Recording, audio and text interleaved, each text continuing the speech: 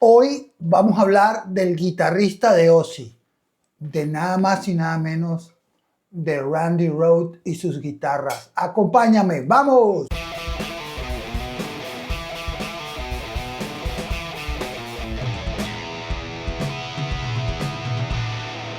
Buenos días, buenas tardes, buenas noches, dependiendo de la pelotita del mundo donde me estén viendo. Bienvenidos al canal, mi nombre es Giacomo Antico y hoy vamos a hablar de Randy Rhoads y sus guitarras.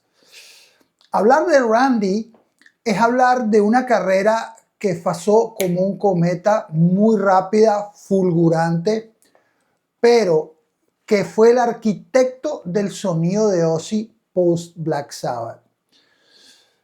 Si hablamos del título guitarrista de Ozzy, al día de hoy, después de la muerte y antes también, si tú habías tenido la oportunidad de tener ese puesto, era como tener un título nobiliario, ser de la realeza del rock and roll.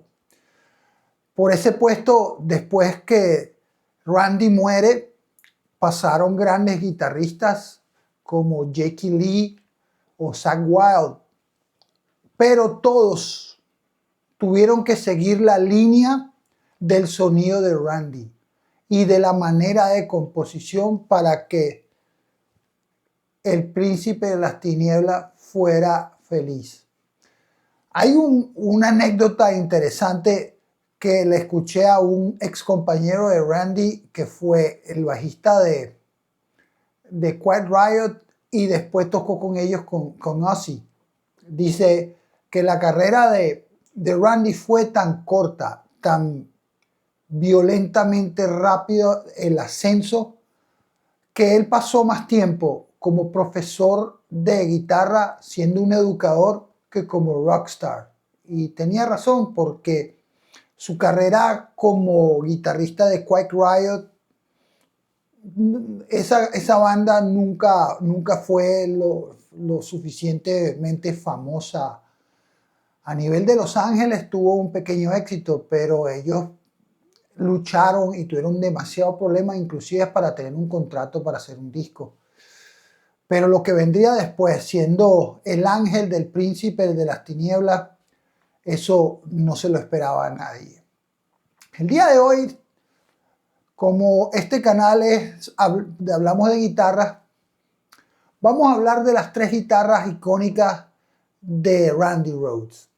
Vamos a hablar de la Les Paul Custom, de la Flying V de Pepas Blancas de Carl Sandoval y de la famosísima Jackson Concord de Randy Rhoads. Y vamos a hablar les voy a decir algunas anécdotas acerca de algunas de esas guitarras. Comenzamos. La primera guitarra, que sería la Les Paul Custom.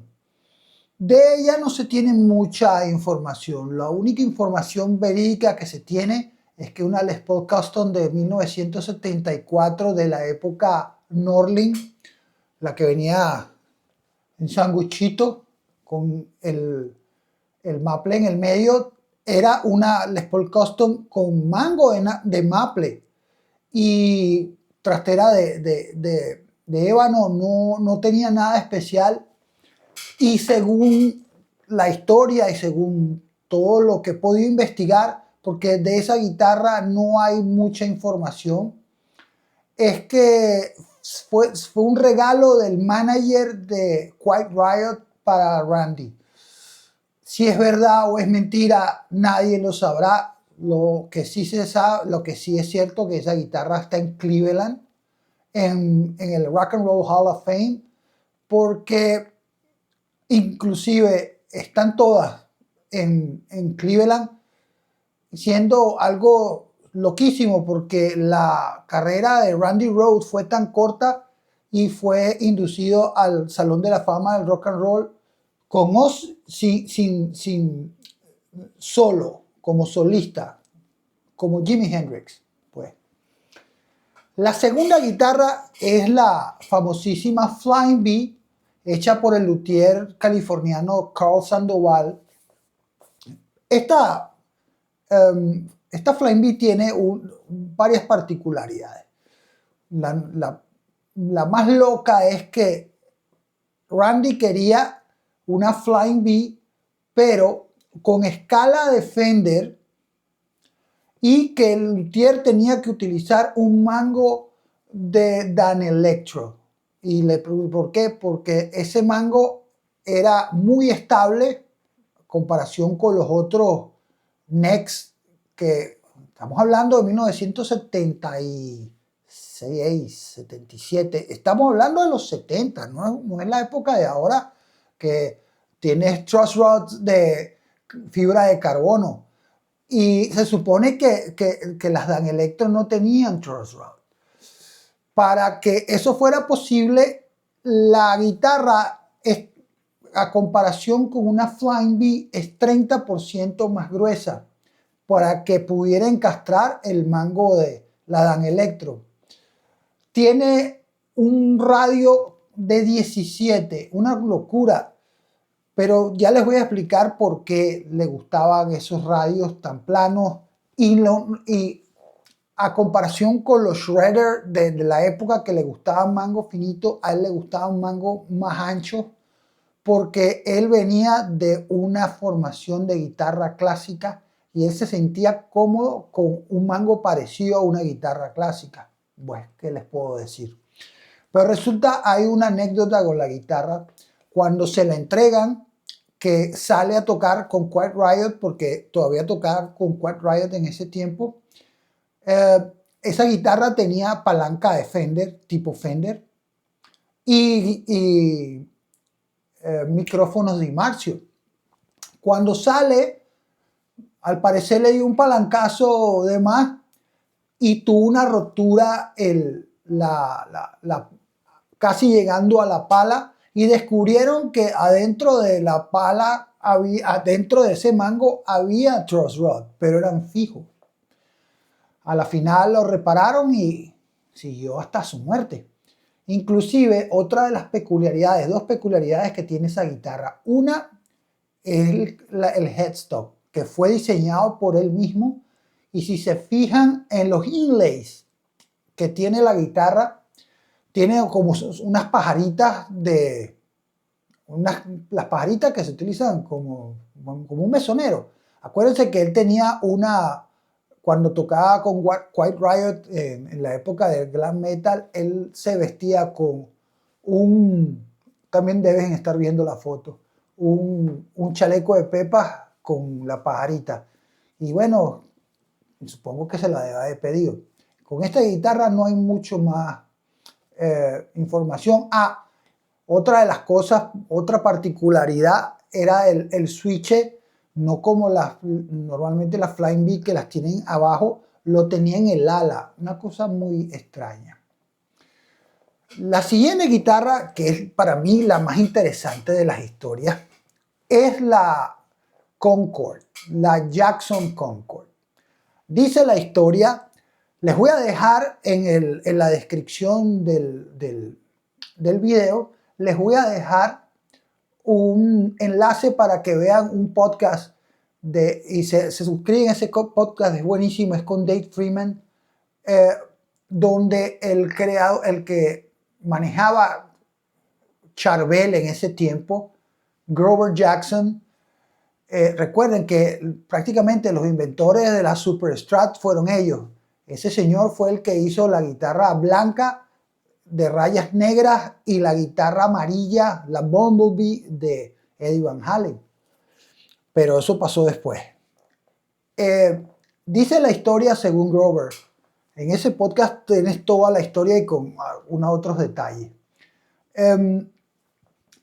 Según Grover, cuando Randy se va a grabar los discos a Inglaterra, él vuelve para Navidades, y ellos ya se conocían de la escena de rock and roll de Los Ángeles. Es más, en ese podcast me pareció interesante esto que dijo Grover, que para el momento, esos años 78, 79, 80, en la escena del rock glam musical de Los Ángeles, Para él habían 3 guitarristas que sobresalían sobre todo lo demás. Por supuesto, el número 1 era Eddie Van Halen, el segundo era George Lynch, el de Lynch Mob, y el tercero era Randy Rhoads. Ellos se conocían porque Grover Jackson era el que construía Charvel.